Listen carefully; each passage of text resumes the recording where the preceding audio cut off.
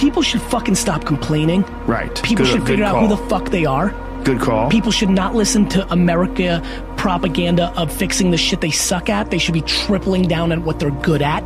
They should be competent in certain areas, but you're not gonna become Beyonce or, you know, like your bone structure is a certain way. Like you're not gonna solve everything. Your IQ can get a little bit better, but don't worry about the incremental.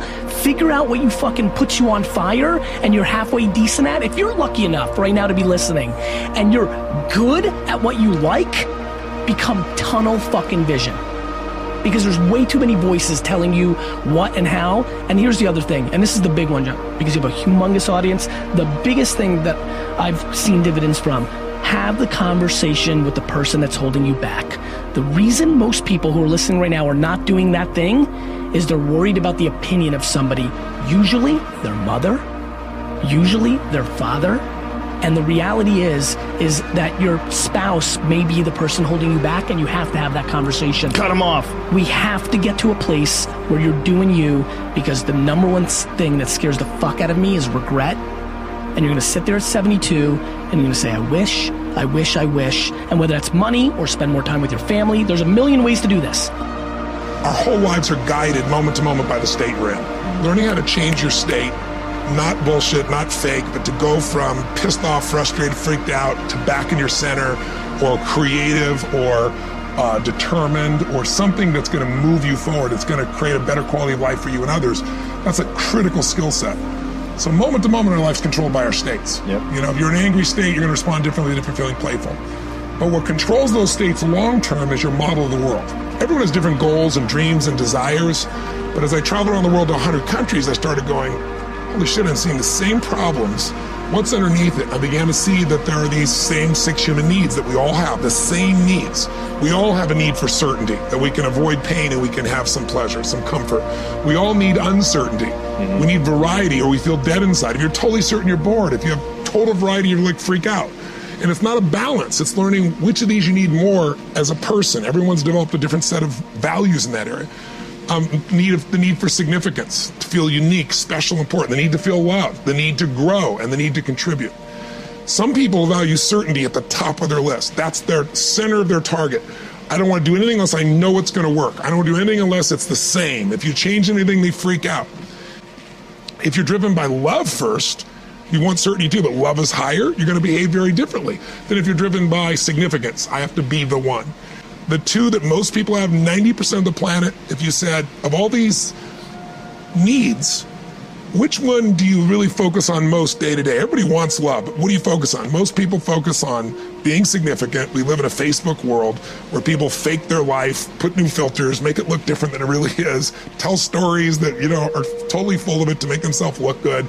Because we live in this kind of false world where significance is more important than love. Right. And it separates us. Whenever you look at somebody that's been successful, do not allow yourself to make them extraordinary at your expense. You're capable of whatever it is that they're capable of. But it comes down to the mental constructs that you're going to have to build and leverage in your own mind in order to do something great. So I switched my self-esteem from being right and being smart to being the learner who was always willing to admit that he was wrong, identify the right answer, give credit to the person who thought of it, and put more energy behind it than anyone else. And that became my driver. People getting ready to go to jobs that they don't like, jobs that are making them sick. What is it that you could love doing 7 days a week that'll bring a smile to your face? You've got to start saying yes to your life. You've got to start saying yes to your dreams, yes to your unfolding future, yes to your potential. You know, every year I used to say, this is my year. But ladies and gentlemen, one good year won't be enough for me. How many of you can use a good decade? Raise your hands, please. Fantastic. All right, now, here's what I want to do. I want to share with you how you can begin to make this your decade. How many of you know within yourself, if you ask yourself the question, have I done all that I'm capable of doing or being and living up to my potential? How many of you have to really answer, no, I have not done all that I can do? Raise your hands, please. Okay, very good. Now, here's what we know. That people don't do what they know in life, but what they do is they operate within the context of the vision they have of themselves. So what I want to share with you is how to begin to get a larger vision of yourself and how to begin to make this your decade. Because in order to do that, it's going to be very challenging. It's going to require a lot of work on your part, an ongoing process of personal and professional self-mastery.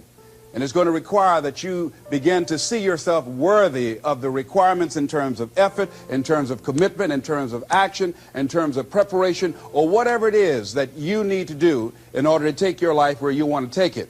So one of the first things I ask you to do is I want you to look at your life right now and think about something that's important to you, something that gives your life a sense of value. Think about something that you'd like to have, or something you'd like to create for you or your family or for society. I want you to hold this thought in mind. Now, one of the first things I want you to do is don't worry about the inner conversation that you're going to have. Don't worry about how you're going to do it.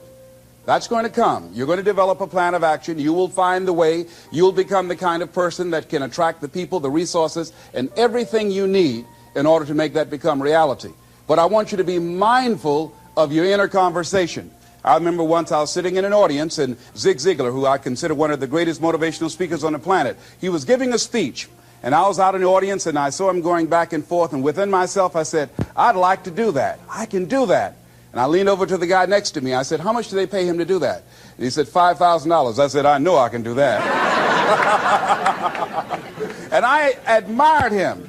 And then on the way home, when I was driving from Tampa, Florida, back to Miami, Florida, my inner conversation kicked in. And it said, Les Brown, you can't do that. You don't have a college education. Les Brown, you can't do that. You don't have the money. You don't have the contacts. You've never worked for a major corporation. What makes you think that you can make more in 1 hour talking than you've made working for a whole month? Now, I want to ask you a question. How many of you have ever thought about something you wanted to do and you talked you out of it? Raise your hand, please. That inner conversation, ladies and gentlemen, is the reason that most people take their greatness, take their ideas to the graveyard with them. You know, the wealthiest place on the planet, a minister said recently, and it was so true, is not the gold mines in the various areas of the world or the diamond mines. The wealthiest place on the planet is the graveyard. Because in the graveyard we will find inventions that we never ever were exposed to. Ideas, dreams that never became reality, hopes and aspirations that were never acted upon. Because most people allow that inner conversation, for whatever reason, to keep them from ever pursuing their goals. So let us begin to look at what's required in order to make this our decade. Why is it that most people don't ever reach their goals or live up to their true potential? One is fear. And there are only two kinds of fears that we're born with. The fear of falling and the fear of a loud sound. All other fears we learn, like the fear of failure. The next is the fear of success. That's one of the major challenges I had to deal with. I was working on a major project, and after it began to grow and it was extremely successful, I panicked and I walked away from it and gave it to someone else because I didn't believe that I could handle it. The other thing that keeps most people from reaching their goals is that a lot of people become comfortable. They stop growing. They stop wanting anything. They become satisfied. They stop looking at ways in which they can improve themselves. They stop putting things in front of them. I was reading something by a great man, George Bernard Shaw, and he said something to the effect that to have succeeded is to have finished one's business on earth, like the male spider who is killed by the female spider the moment he has succeeded in his courtship. And he goes on to say, I like a state of continual becoming with a goal in front and not behind. I remember after giving a speech at a major corporation, a gentleman came up to me who was up in years, and he said, you know, that's real great motivation for you young guys, but I've done all my work. There's nothing else for me to do. I said, oh, yes. You've got a lot to give. You have a lot to offer. The fact that you're still here means that your business is not through yet. The other thing that keeps us from reaching our goal is not feeling worthy. That's where a lot of people get stuck. Because, see, when you don't feel worthy of your goal, you'll begin to unconsciously engage in self-destructive behavior, like procrastinating, constantly putting things off, squandering your time, and that's what life is made of. Something else that keeps us from reaching our goal, and that is many times because we spend so much time complaining and blaming everybody or everything. I'm reminded of a friend of mine who talked about the fact that one day he was walking by this house and some people were sitting on a porch, and there was a dog on the porch, and this dog was just moaning and groaning. So he was curious, and he asked the owner, he said, "Why is this dog moaning and groaning?" And the owner said, "Because he's laying on a nail." He said, "Well, why doesn't he get off?" He says, "It's not hurting bad enough for him to get off." How many of you know people who moan and groan and complain about life all the time, all right? They might moan and groan about their job. "I'm sick of this job. I'm sick of you." And they just moan and groan and complain all the time and never do anything about it. They haven't got to the point where they're sick and tired of being sick and tired. They just have enough energy to complain about it, and they consider that, in fact, they believe that that's equivalent to doing something about it, just complaining. No, that can't get you where you want to go. That cannot create your reality for you. The other thing that keeps most people from realizing their true greatness and their true potential, circumstances, their environment. There are many people who believe because of where they're born, because of the area where they are in life and where they find themselves, that's all they know. Given my circumstances, ladies and gentlemen, I shouldn't be doing what I'm doing right now. See, I know something about you, even not knowing you, that you've got greatness within you. You have the ability to do things that you can't even begin to imagine. You have talents and skills in you that you haven't even begun to reach for yet. No one could have convinced me, given my circumstances, given my background, that I would be doing what I'm doing right now. I was born in Liberty City on a floor on 62nd Street, a twin brother and me. When we were 6 weeks of age, we were adopted. When I was in 5th grade, I was identified as EMR, labeled educable mentally retarded, and put back from the 5th grade into the 4th grade and stayed in that category until I got out of high school. I have no college training, but here's what happened. I had an intervention in my life. A man who saw something in me at a time that I did not see something in myself. I never forget being in his class one day waiting on a friend of mine who was there to rehearse for a play. He did not show up, and he asked me to go up to the board and write something on the board. And I said, "I can't do that, sir." He said, "Why not?" I said, "Well, I'm in a special education class." He said, "What do you mean?" I said, "Go up to the board and write what I'm about to tell you." I said, "I can't do that, sir." "Why not?" "I'm educable mentally retarded." And he came from behind his desk. He said, "Don't ever say that again. Someone's opinion of you does not have to become your reality." And that changed my life. It was Oliver Wendell Holmes who said that once a person's mind is expanded with an idea or a concept, it can never be satisfied to going back to where it was. So some of you are going to experience a breakthrough. Some of you are going to go back and look at your dreams and brush them off. Some of you are going to begin to look at yourself and say, "Hey, look here, I know I have not done all that I can do." Whatever goal that you have in mind, I want that to be a goal that will challenge you, something that will make you stretch.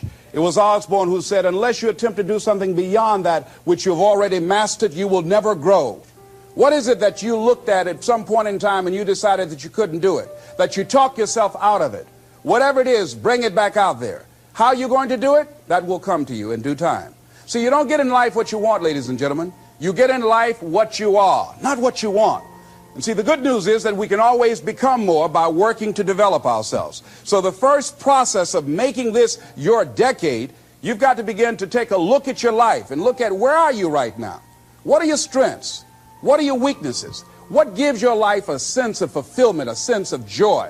What does a full, rich life means to you? What is it that you could love doing 7 days a week that'll bring a smile to your face? Think about that.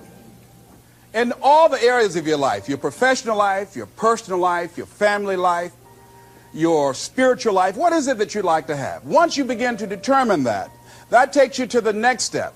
And that is, once you decide what it is that you want, now you've got to decide that you deserve that. Repeat after me, please. I deserve the best that life has to offer. I deserve to find my purpose in life. Shake somebody's hand on your right and left and say, find your purpose.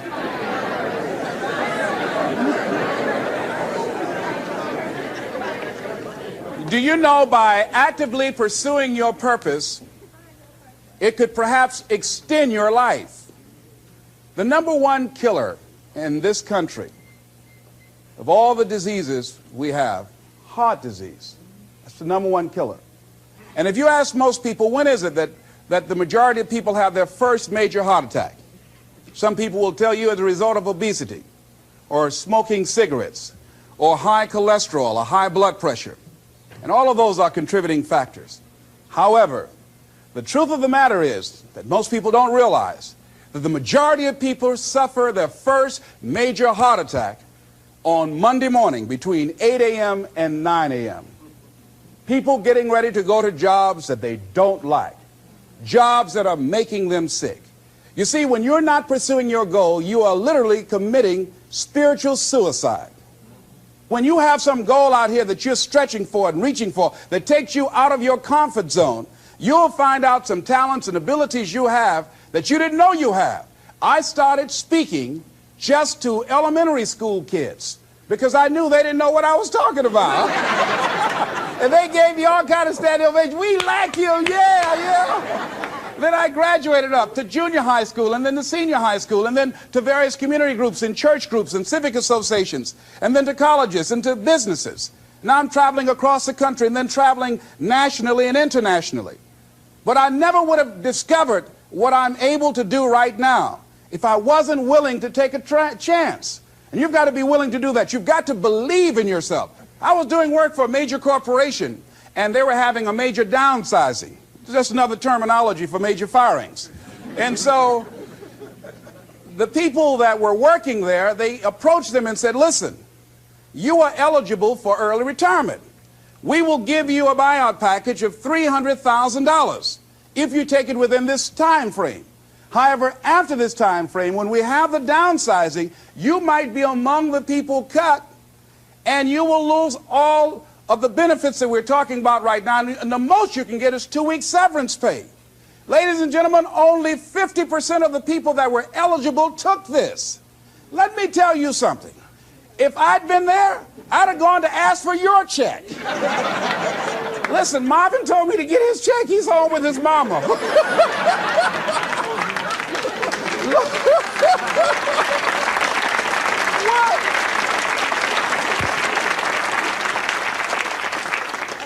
I would have taken that money so quick and had other people checks.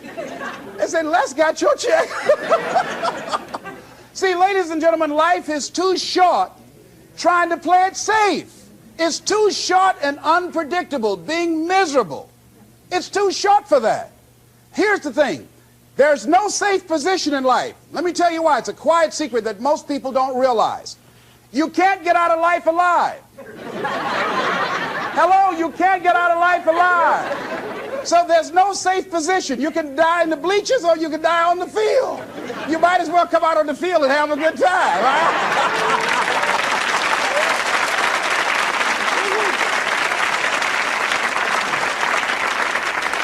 So if you want to make this your decade, you've got to decide to be bold. So you got to be bold in life.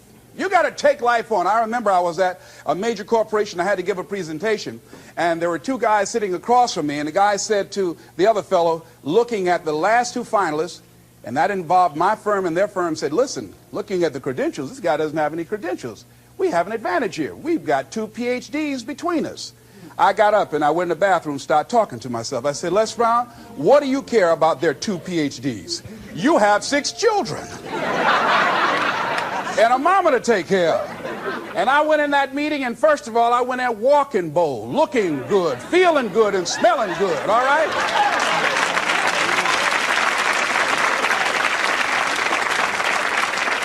And I sat across that table and we started negotiating, and I operated in a spirit of absolute certainty. I looked at them as if the only reason that they were born was to give me that contract. They survived 1 out of 9 million sperms to carry out this transaction. And I got the contract. Hello.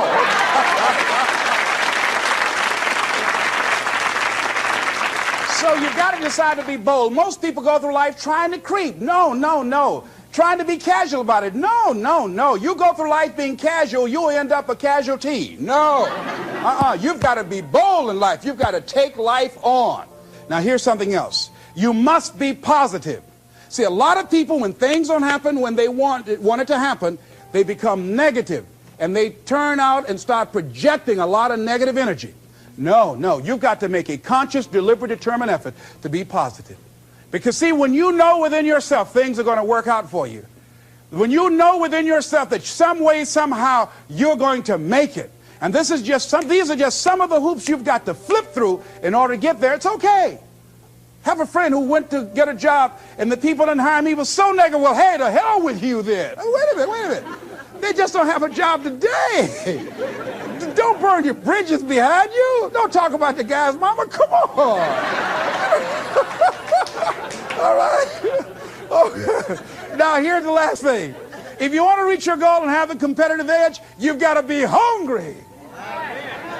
A lot of people love me to tell this story. When I got out of school, you know, my first major goal was to buy my mother a home, and my hero in broadcasting was Paul Harvey, and I wanted to become involved in broadcasting, and I loved the disc jockeys that were on the air, and I wanted to become a disc jockey. And Mr. Washington said something to me that I'll never forget, who was my mentor in high school. Repeat this. Whitney Young is his quote. It's better to be prepared, for an opportunity, and not have one, than to have an opportunity and not be prepared. See, so I started working to develop my communication skills and expand my vocabulary. I started visualizing myself being a disc jockey. I saw myself on the air having a talk show and playing records and people listening to me. That was my vision. That was my dream. I held that in mind constantly. And I would practice all the time. Practice makes what? Perfect. Absolutely not. Just dislodge that from your mind. Practice only makes improvement. Perfection doesn't exist. They need to take it out of the dictionary. It doesn't exist. Practice only makes improvement. You can always better your best. You have not done your best work yet. As long as you're here, you have a chance to transcend yourself. So don't believe in perfection. It doesn't exist. It only makes improvement. So I would practice every day. And finally, I went over to this radio station, asked a guy for a job named Mr. Butterball, and I said, how you doing, sir? I'd like to get a job. I was working on Miami Beach at the Fontainebleau Hotel at the time. The Jackie Gleason and the June Taylor dances were famous. And my favorite program on television, most people would not remember, John Beresford Tipton. Hi, my name is Michael Anthony. I have a check for $1 million. How many of you remember that program, all right? The Millionaire, that was my favorite program on television, you know. So this is my fantasy, you know, and every time we would drive from Miami Beach, I would fantasize, oh, that's the house. When I get my million, I'm going to buy my mother that home over there. So that's my fantasy. So I went up to Mr. Butterball, and he said, do you have any radio experience? I said, no, sir. You have any background in journalism? I said, no, sir. I said, but I can never get experience if you don't give me the opportunity. I've been practicing a lot, sir. He said, I'm sorry, we don't have any job for you.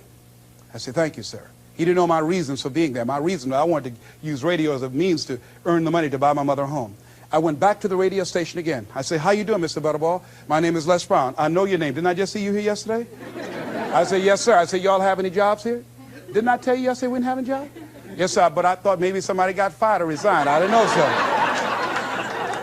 I went the next day. How you doing, Mr. Butterball? He said, yes. And I just didn't take it personal. How you doing? So y'all have any jobs here? Didn't I just tell you yesterday and the day before we didn't have any work? Well, I thought maybe somebody died, sir. I didn't know. I went the next day, showed up like nothing was wrong, like I saw him for the first time. How you doing, Mr. Butterball? Y'all have any? He said, boy, make yourself useful. Go get me some food. I said, yes, sir. See, many times when you want more, you've got to be willing to pay your dues. So I became their errand boy. I would get their lunch and their dinner and all kind of food for them. After a while, I would take the food to them in the control room, and I would not leave until they would ask me to, and I'd watch them working the controls, and I'd memorize their hand movements. And pretty soon, they would trust me with their cars to go pick up entertainers that came into town, entertainers like Sam Cooke, Dinah Ross and the Supremes, the Four Tops and the Temptations. I would drive them all over Miami Beach in the disc jockeys' cars. I didn't have any driver's license, but I was driving like I had some.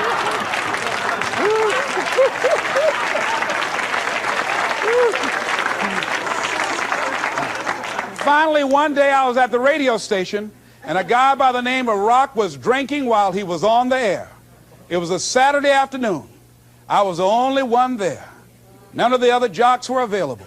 And I was looking at him through the control room window, saying, drink, rock, drink. Drink, rock. I'd have gone to get him some more if he'd asked me to. Drink, rock. Pretty soon the phone rang. It was the general manager. I said, hello? He said, Les, this is Mr. Klein. I said, I know. He said, Rock can't finish his program. I said, I know. He said, would you call one of the other DJs to come in? I said, yes, sir. I hung the phone up. I said, now he must think I'm crazy. I called my mom and my girlfriend Cassandra. I said, y'all come out on the front porch and turn up the radio. I'm about to come on the air.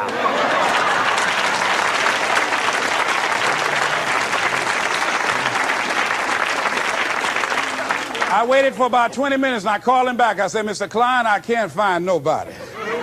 He said, young boy, do you know how to segue the records? I said, yes, sir. He said, go in there and don't say nothing here. I said, yes, sir. I couldn't wait to get behind those controls. I put the headphones on. I said, look out, this is me, LB, Triple P, Les Brown, your platter playing Papa. There were none before me and there will be none after me. Therefore, that makes me the one and only. Young and single and love to mingle, certified, bona fide, indubitably qualified to bring you satisfaction, whole lot of action. Look out, baby, I'm your love man. I was hungry.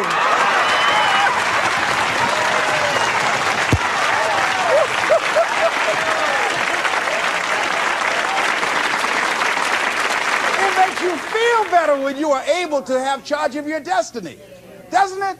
Gives you a good feel. Gives you choices.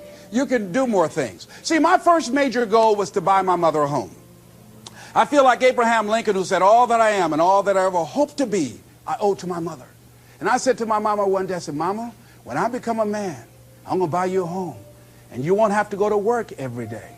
You won't have to work. You just sit down, Mama. She was getting up, getting dressed to go to the M&M cafeteria. I was just following her around. I said, watch, Mama.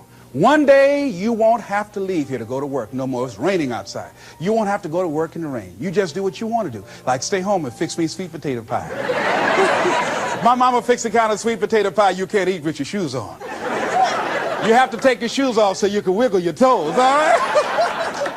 But that was my dream. That was my passion. I saw that, and that drove me. That was my reason for being. So one of the things, in order to make this your decade, in order to reach your goals, you've got to find some reasons that make you strong, some reasons that will make you hang in there when times get rough, because they're going to get rough.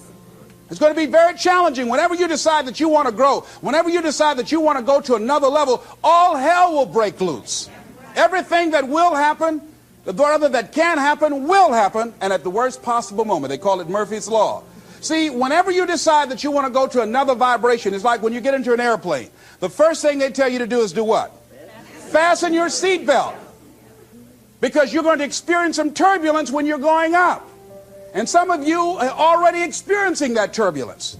Don't be frightened by that. See, whenever you decide you want to go to another level, you've got to fasten your psychological, your mental, and your spiritual seatbelt. Because it's going to be a while before you experience a comfortable altitude. You're going to get there. It's there. But you've got to go through this phase here. This is how you grow. This is how you develop. See, life is like a roller coaster. Sometimes you're up, sometimes you're down. Sometimes things go well, and sometimes they don't go well. But in the down moments, that's when you discover who you are. During the down moments, see, in this prosperous time, you put it in your pocket. In the lean times, you put it in your heart. And that's when you discover who you are.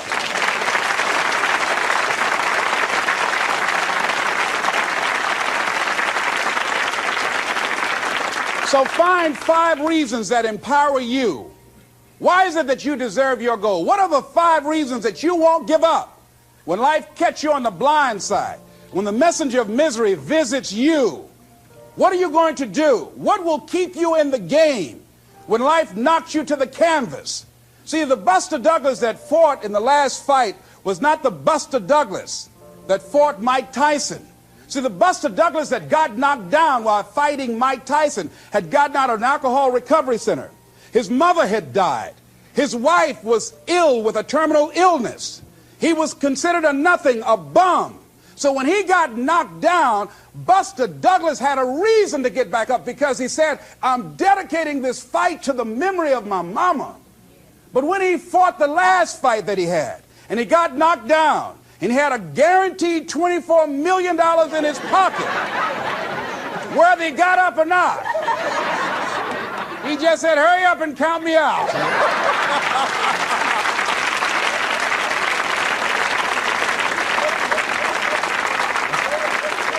And I don't blame him. Why get hurt? I said, no, why'd you leave so soon? Somebody's about to get hurt, me. So you got to have some reasons that when life knocks you down, and it's going to. Hello, it's going to knock you down. When people disappoint you, and that's going to happen. When they betray you, and that's going to happen. When they lie to you, and that's going to happen. When they say, oh, you can count on me, and they won't show up, and that's going to happen. When you want to throw in the towel and give up yourself, and that's going to happen. When life collapses on you and catch you on the blind side, and drop you to your knees and start choking you. You got a dream? No, I ain't got no dream. And that's going to happen. What reason can you remember that you can call on, that you can reach on, that can make you get back up? Find that reason.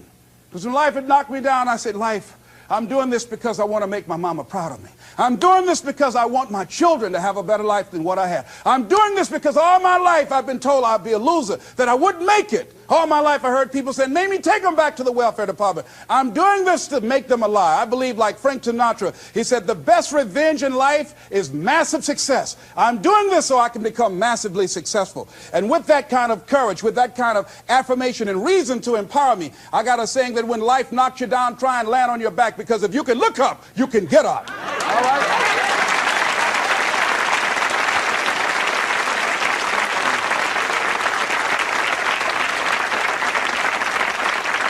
So when you run out of money, when things don't work out for you, when things happen that you could not anticipate, what are the reasons that you can think of that can keep you strong, that can keep you in the game, that will be your rod and staff to comfort you, that can be your bridge over troubled waters? Those reasons are very important. Nietzsche said, if you know the why for living, you can endure almost anyhow.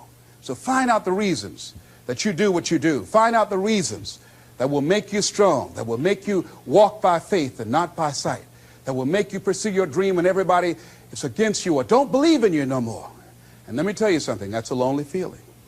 It's a lonely feeling, particularly people that you're doing it for, or people that stand to benefit the most, or people who should be the #1 members in the encouragement club, but they end up saying, you can't do it, and they become members of the discouragement club. Oh, it hurts very badly. I know what that's like. Have people that you love close to you that look at you with that look and say, why don't you try something else? Why don't you give up? I said, but this is my life. I have got to do this. Les, you had a good job at Sears. That man like you. Mama, I can't go back to Sears. I got to be my own boss. I can't do that. I mean, you know, it's ladies and gentlemen, you know, when you work on a job that's dead end, you can see the ceiling already. It's like going in the middle of a movie. And after you've seen the movie, sitting back through that over again, there's something missing. You know the hero's not going to die. You know what the outcome is already. And so that's why a lot of people, a lady was telling me, she said when she went to work, it felt like a refrigerator fell on her shoulder as soon as she stepped in. Because she knew she'd gone as far as she could go. See, they're paying her just enough to keep her from quitting, and she's worked just hard enough just to keep from getting fired. How many of you know people like that? Raise your hand. The ones of you who didn't raise your hand, you the one. I'll just tease it, all right? Here's something else. Make a commitment to be happy. See, you know, I have you laughing a lot. See, life is too short going through it looking homely, tired, and ugly. Sometimes we take life too seriously. Oh, no. Make a commitment to be happy. Find little things just to get tickled about and laugh. Find ways to be happy in the moment. A lot of people say, well, I'll be happy when I pay off all my bills. No. I'll be happy when I get my divorce. Oh, no. I'll be happy with the children gone. Oh, no. You want to be happy now. See, there are no guarantees. No one say you're going to be here 2, 3, or 4 years from now. So you want to be happy right now. In the moment. Repeat after me. I must make a commitment. To be happy. Right now. Right now. Is all I got. Shake somebody's hand on your right and left and say, you deserve to be happy.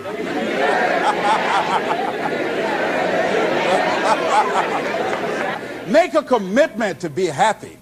because life now has new meaning for you. Just enjoying the sunset, or just looking at life, or looking at nature, going for a walk. It's the little things in life that counts. Here's something else that you want to begin to do in order to make this your decade.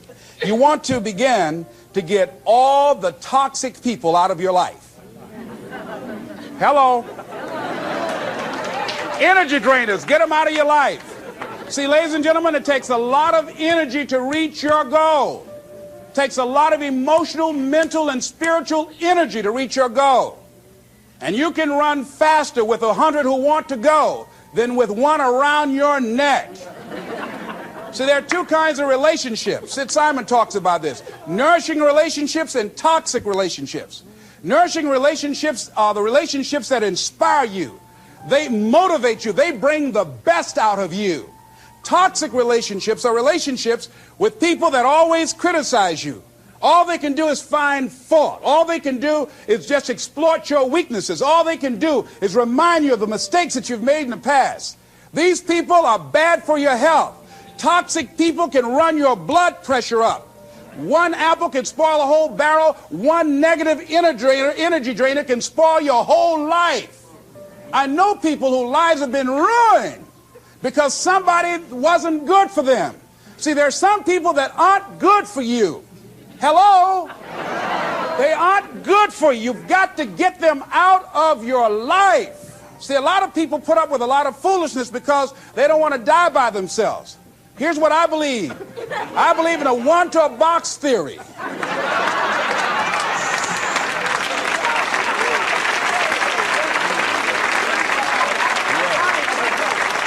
Ask this question of yourself. Make a list of who you communicate with most and ask yourself the question, what kind of person am I becoming because of this relationship? Is it helping me to grow mentally and emotionally and spiritually? Am I becoming a better person because of this relationship? Do they bring out the best in me? Do they inspire me? Do they encourage me to develop my greatness? Do they make me stretch? So you got to look at the people in your life and find out what kind of person are you becoming because of that relationship. My mother used to say, birds of a feather flock together. You run around with losers, you will end up a loser. Unconsciously. Unconsciously, you will pick up their ways, you'll pick up their habits, you'll pick up, most importantly, their attitude about life. If you're around cynical, negative people all the time, you will become cynical and negative. So you got to watch yourself. Many of us are living out the lives of other people, living out their conclusions, living out of their consciousness. The other thing is that you begin to looking at your life and looking at what it is that you want to achieve, another crucial thing that you must do is align yourself with powerful people. Align yourself with people that can encourage you, people that can empower you, people that you can learn from, people that you can grow from. That's very important. See, if you have people around you that can contribute to your growth. When I wanted to become a speaker, I joined the National Speakers Association. I wanted to be around the Dr. Norman Vincent Peales, the Zig Ziglars, the Dwayne Dyers. I wanted to be around people that were doing what I wanted to do. I wanted to learn from them. And you want to do that too. You want to align yourself with people who think like you, people who dream like you, people who want more out of life, people that are stretching and searching and seeking some higher ground in life. As opposed to the majority of people. Somebody said, always strive to get on top in life because it's the bottom that's overcrowded. And so you don't want to be on the bottom. See, it's easy to be on the bottom. It doesn't take any effort to be a loser. It doesn't take any motivation, any drive in order to stay down there on a low level. But it calls on everything in you, ladies and gentlemen. You have to harness your will to say, I'm going to challenge myself. Sometimes I have to pull myself out of bed and say, come on, Les. Things I know I should do, I don't do. Things I shouldn't do, I do. I found that the biggest enemy you have to deal with is yourself. There's an old African proverb that says, if there's no enemy within, the enemy outside can do us no harm. So think about that.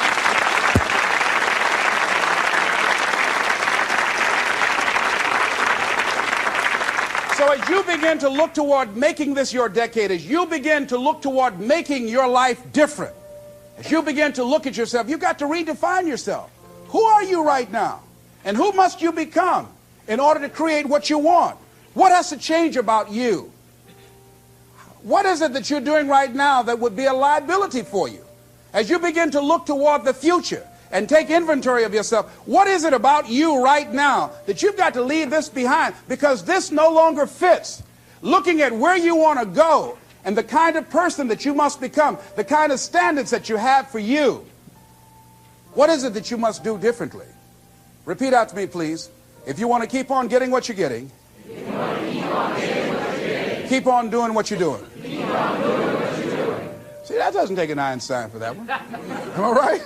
It makes sense unless you change your pattern, unless you change the way you're thinking, unless you change your behavior, you're going to continue to produce the results in your life. See, all of us are winners, but some of us are producing results that we don't want. And so all you have to do is look at your game plan, look at your strategy. How is it that you have been being? What is it that you've been doing to produce this? See, you're the director, you're the producer, you're writing the script, you're the star of your life.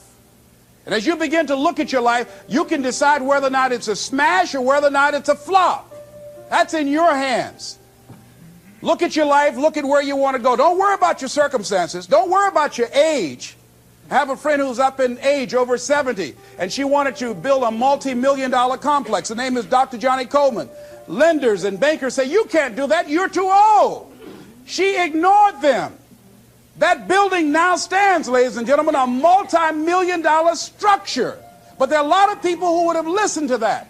There are a lot of people that would not have even gotten to that point. They would have talked themselves out of even going down to the bank to ask for it, because they've already said no to themselves. See, it's time now. If you want to make this your decade, you've got to start saying yes to your life. You've got to start saying yes to your dreams, yes to your unfolding future, yes to your potential, as opposed to saying no. See, 87% of our self-talk is negative. So you've got to make a conscious, deliberate, determined effort to say yes to your dreams. Why not?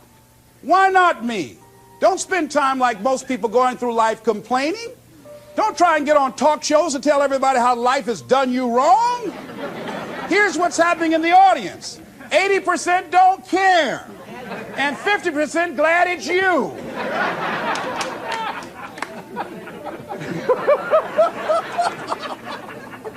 All right? So when you know that, you don't go around crying, oh, you know what they did to me? Who cares? Get away from me before they come back.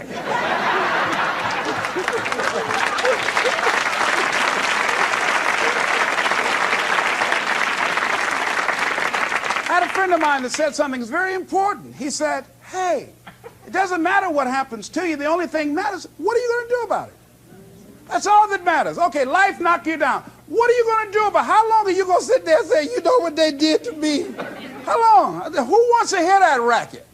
Use that energy to get up from there and move on and get on with your life.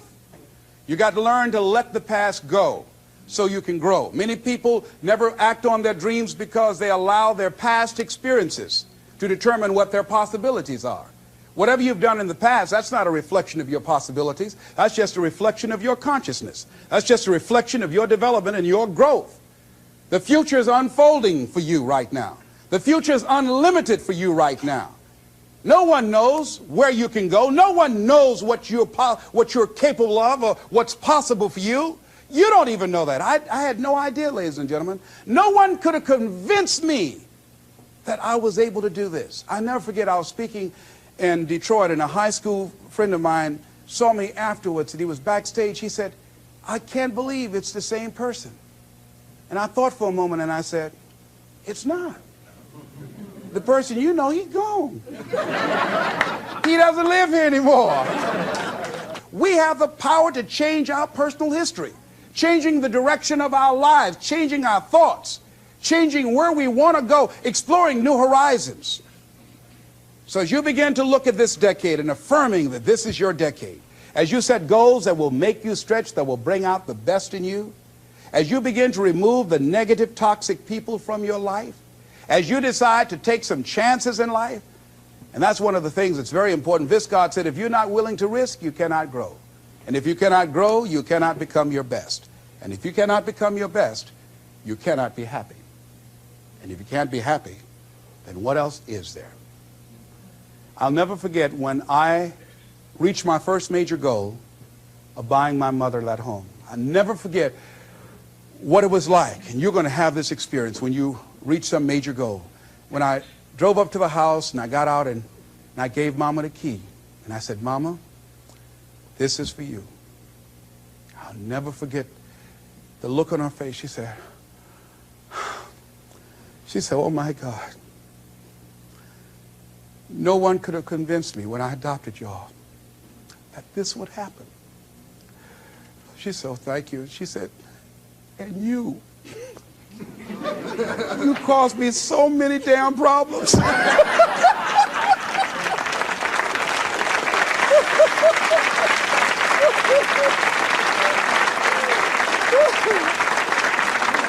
I was just one of those kids that had a lot of energy.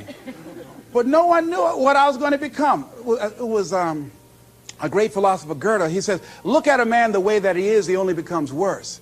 But look at him as if he were what he could be, then he becomes what he should be. And what Mr. Washington did was he looked beyond my faults and saw my needs. And he said, I see something in you.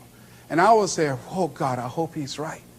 And I want to live up to his expectations. See, no one rises to low expectations. Finally, here's one last thing I'd like to leave with you. If you want to make this your decade, find some cause that you believe in. See, this is my profession, but my greatest joy in life is working with young kids. Every Monday, I fly up to Chicago to work with 600 young kids at Christ Universal Temple Church, working with them to develop a sense of purpose and direction with their lives. We've developed a training program. If they're addicted to drugs or alcohol, we help them to get into a permanent recovery program. If they're not, we help them to develop a vision of themselves where drugs and alcohol does not fit. I love it when I go into the Cook County Jail and see the look on these young men's faces, the anger and the self-hatred. And then when we leave there, see the difference in them as we begin to touch a spark in them as Mr. Washington touched in me. And you cannot put a dollar price on that. That's my reason for being. What is it that you would like to give the planet? What is it that you'd like to leave here? See, someone paid a price for us to be here. I believe that we live in the greatest country in the world that gives us an opportunity to make a difference in life. We are blessed to have been dropped off on this part of the planet. A friend of mine was in Manila and saw a bumper sticker that said, Yankee, go home and take me with you. So as you begin to look at your life, decide, what kind of legacy do I want to leave? What kind of statement do you want to make with your life? What 3 things you want said when you die? What contribution do you want to make? I don't know what you want to do. I don't know what you want to achieve with your life. Here's what I know about you, and about you, and about you, and about you. That you have greatness within you. That you have things and gifts and talents that you've been bestowed with. That as you work consciously, making a conscious, deliberate, determined effort to cultivate and bring them out and develop a sense of purpose in knowing that your life can make a difference. And decide to make and leave a legacy with your life. I say to you that the planet will never be the same again because you showed up. As you begin to look toward the future and affirm that this is your decade, this is what I like to leave with you that I'm known by. It's become my motto. And it says simply this: what do you want to do? My goal is to be the best son that I can be to my mother. My goal is to be the best father that I can be to my children. And my goal is to create a drug-free America, be the best motivator that I can be. Whatever your goal is, this is what I like to leave with you. It says simply this, that if you want a thing bad enough to go out and fight for it, to work day and night for it, to give up your time, your peace, and your sleep for it, if all that you dream and scheme is about it, and life seems useless and worthless without it, and if you gladly sweat for it and fret for it and plan for it and lose all your terror of the opposition for it, and if you simply go after this thing that you want with all of your capacity, strength and sagacity, faith, hope, and confidence, and stern pertinacity, if neither cold poverty, famish, or gulf, sickness, or pain, of body and brain can keep you away from the thing that you want, if dogged and grim you besiege and beset it, with the help of God you'll get it. This is Mrs. Mamie Brown's baby boy, Leslie Calvin Brown, saying it's been a plumb pleasing pleasure as well as a privilege. Thank y'all here.